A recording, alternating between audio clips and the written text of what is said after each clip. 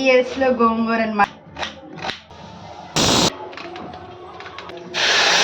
మీషోలో అయితే కొన్ని ప్రొడక్ట్స్ ఆర్డర్ పెట్టాను. సో ఈరోజు ఇవి రివ్యూ చేద్దాం. Grey, yellow. హలో ఎవ్రీవన్, ఎలా ఉన్నారు అందరూ? I hope you all are doing good. Welcome back to another video. ఢిల్లీలో ఎప్పుడు ఇన్ని వర్షాలు చూడలేదు ఈ 3 ఇయర్స్లో. సో ఒక 3 డేస్ నుంచి కంటిన్యూస్గా వర్షం పడుతూనే ఉంది. వెదర్ చాలా కూల్గా ఉంది. సో ఇంకా ఈరోజు ఈ వీడియోలో నా మార్నింగ్ నుంచి ఈవినింగ్ వరకు నా రొటీన్ చూపిస్తాను. సో వెదర్ అంతా చాలా కూల్గా ఉంది. ఇంకా కోల్డ్, కఫ్, ఫీవర్స్ వస్తూ ఉంటాయి కదా, ఈ వెదర్కి క్లైమేట్ చేంజ్ అయింది కదా. ఎనీ సీజన్లో మనకి తొందరగా జలుబు, దగ్గు రాకుండా డైలీ మార్నింగ్ ఇలా వాటర్ తాగితే మంచిది. కొంచెం సేఫ్గా ఉంటాం. వాటర్లో జీలకర్ర, మిరియాలు, అల్లం, చిటికెడు పసుపు వేసి బాగా మరిగించి ఈ వాటర్ని గోరువెచ్చగా తీసుకుంటే మనకి తొందరగా జలుబు అది చెయ్యదు. నిన్న ఈవినింగ్ ఫిష్ అండ్ గోంగూర తీసుకొని వచ్చారు. గోంగూర చూడగానే నేను షాక్, అసలు ఢిల్లీలో గోంగూర దొరికిందా అని. సో మా వారు ఫిష్ తీసుకురావడానికని వెళ్ళారు. అలా మార్కెట్లోకి వెళ్తే అక్కడ గోంగూర కనిపించిందంట. సో ఇంకా గోంగూర తీసుకొని వచ్చారు. నాకు చాలా హ్యాపీగా అనిపించింది. ఫస్ట్ టైం ఈ 3 ఇయర్స్లో గోంగూర అనమాట. సో ఫుల్గా వీటితో ఈరోజు రెసిపీస్ చేసేయాలి. ఇది మనకి కట్టలు ఇస్తారు కదా, 2, 4, 5 అని 10 రూపీస్ కలగా. కానీ ఇక్కడ 1/2 కిలో, 1/2 కిలోలో ఇస్తున్నారంట. 1/2 కిలో 50 రూపీస్ అంట. సో చాలా హ్యాపీగా అనిపించింది. ఈరోజైతే గోంగూర పప్పు చేస్తున్నాను లంచ్లోకి. కందిపప్పు ఆల్రెడీ కొంచెం వాటర్లో వేసి పెట్టాను ఒక 10 మినిట్స్. సో ఇంకా ఆనియన్స్, టమాటోస్, పచ్చిమిర్చి ఇక్కడ కట్ చేసేసుకుంటా.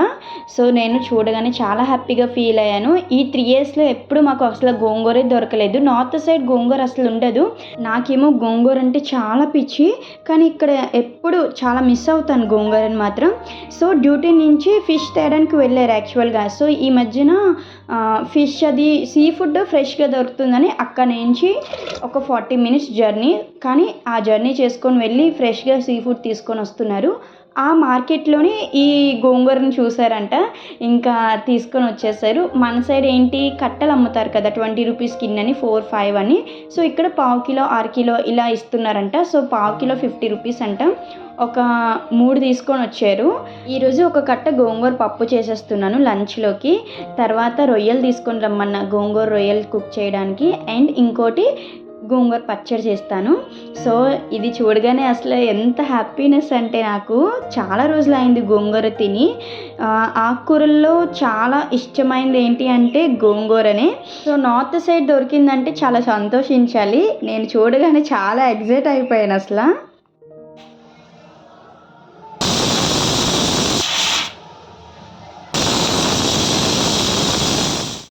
గోంగూర అంతా కూడా ఫస్ట్ నీట్గా వాష్ చేసేసుకుంటే అందులో మట్టి అంతా కూడా పోతుంది.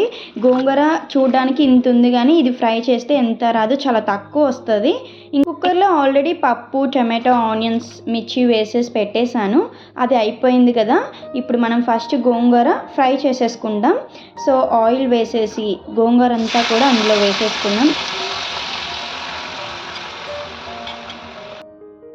ఇక్కడ గోంగూర ఎలా ఉంటుందో చూడాలి. మన సైడ్ చాలా పుల్లగా ఉంటుంది కదా, ఇక్కడ పుల్లగా ఉంటుందా, నార్మల్గా ఉంటుందో. సో ఒక్కసారి చూడాలి. పప్పు అయిపోయిన తర్వాత చెప్తాను ఎలా ఉందన్నది. ఇంక ఇందులో వాటర్ అంతా ఎగిరిపోవాలి. సో మనం గరిటెతోనే చాలా మెత్తగా ఇందులోనే మెదిపేసుకుంటే మనం ఇంకా మిక్సీ పట్టించాల్సిన అవసరం లేదు. కొంతమంది మిక్సీ పట్టించి కూడా పప్పులో వేస్తూ ఉంటారు కదా, అవసరం లేదు. ఇందులోనే మెత్తగా మెదిపేస్తే అయిపోతుంది. సో ఇలా మెత్తగా మెదిపేసుకున్న తర్వాత పప్పు అయితే ఇందులో వేసేసాను. ఇంకా ఒక్కసారి బాగా కలిపేసి తాలింపు పెట్టేసుకుంటే అయిపోతుంది.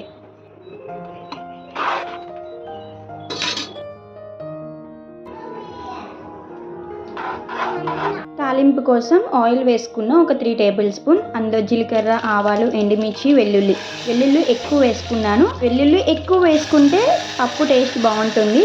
కరివేపాకు వేసి తాలింపుని ఇలా మంచిగా ఫ్రై చేసుకున్నాక అందులో గోంగూర పప్పు వేసేసాను.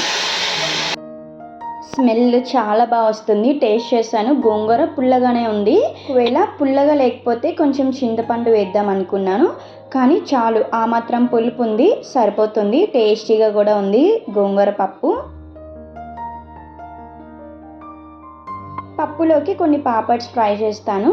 విక్కీకి, లక్కీకి ఇప్పుడు లంచ్ పెట్టేస్తాను.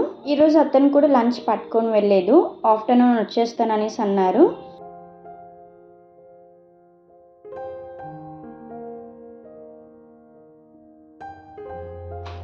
మీషోలో అయితే కొన్ని ప్రొడక్ట్స్ ఆర్డర్ పెట్టాను. సో ఈరోజు ఇవి రివ్యూ చేద్దాం ఎలా వచ్చినాయో.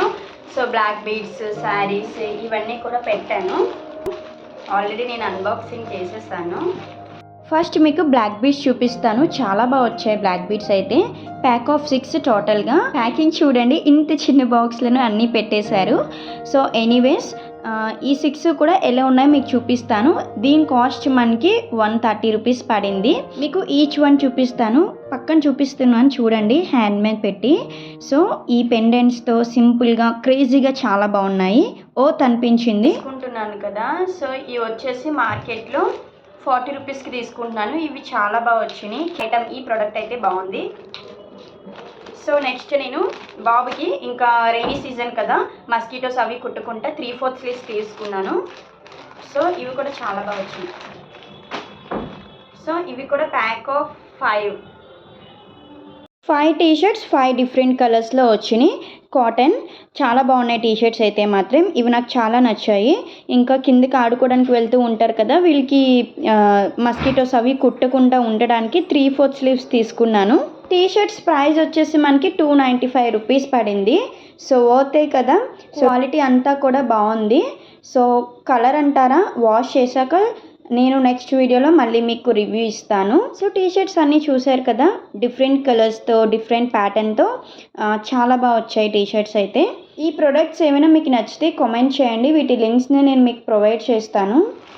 నెక్స్ట్ నేను ఫ్రాక్ తీసుకున్నాను. ఇది అంత బాగాలేదు.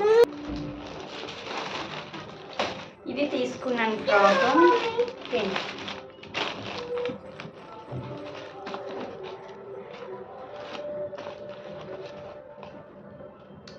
మీకు వీడియోలో చూడడానికి బాగుంది కానీ క్లాత్ అది అంత బాగాలే, చాలా పల్చగా థిన్గా ఉందన్నమాట.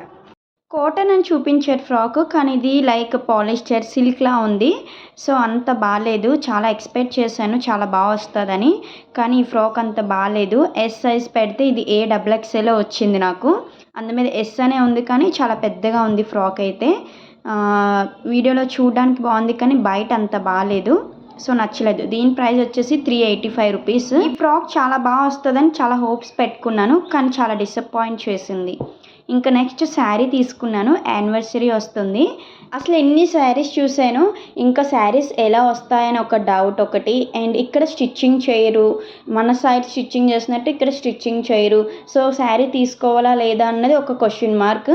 కానీ యానివర్సరీకి ఎలాగైనా శారీ తీసుకోవాలని చెప్పి ఇది ఎందుకో చూడగానే నచ్చింది, తీసుకున్నాను. చాలా బాగా వచ్చింది, కానీ కాటన్ అన్నమాట. సో మమ్మీ వాళ్ళకైతే బాగుంటుంది. సో ఎందుకు అని చెప్పేసి ఉంచేసాను. ఎనీవేస్ చాలా బాగా వచ్చిందని. శారీ ప్రైస్ వచ్చేసి 385 రూపీస్. నెక్స్ట్ ప్రోడక్ట్ వచ్చేసి జిప్లాక్ బ్యాగ్స్ తీసుకున్నాను. ఫ్రీజ్లో పెట్టుకోవడానికి వెజిటేబుల్స్ కానివ్వండి, లేదంటే మనం వీక్లీ మీల్ ప్రెప్స్ చేస్తూ ఉంటాం కదా, సో అవన్నీ స్టోర్ చేయడానికని జిప్లాక్ బ్యాగ్స్ తీసుకున్నాను. ఇవి కూడా చాలా బాగా వచ్చినాయి. ప్యాక్ ఆఫ్ 10 వచ్చినాయి. సో వీటి ప్రైస్ వచ్చేసి మనకి 91 రూపీస్ పడింది. ఈ బ్యాగ్స్ కూడా క్వాలిటీ అంతా బాగుంది. సో ఇవి నేను మీషోలో తీసుకున్న ప్రొడక్ట్స్. వీటిలో మీకు ఏమి నచ్చినా నాకు కామెంట్ చేయండి. వీటి లింక్ నేను మీకు ప్రొవైడ్ చేస్తాను. ఇంకా నైట్ డిన్నర్లోకి ఫిష్ కర్రీ చేస్తున్నాను. ఫిష్ తీసుకొచ్చారని చెప్పాను కదా, సో ఇవే కానాగడదలు తీసుకొని వచ్చారు. సో వీటిని ఇప్పుడే కుక్ చేసేస్తున్నాను. ఇంకా ఈవినింగ్ 6:30కి బయటికి వెళ్తాం. ఇప్పుడు టైం అయితే 4:45 అవుతుంది. సో కర్రీ చేసి వదిలేస్తే నైట్కి ఫిష్ కర్రీ బాగుంటుంది కదా. సో ఇంకా అవి నీట్గా వాష్ చేసేసుకున్నాను.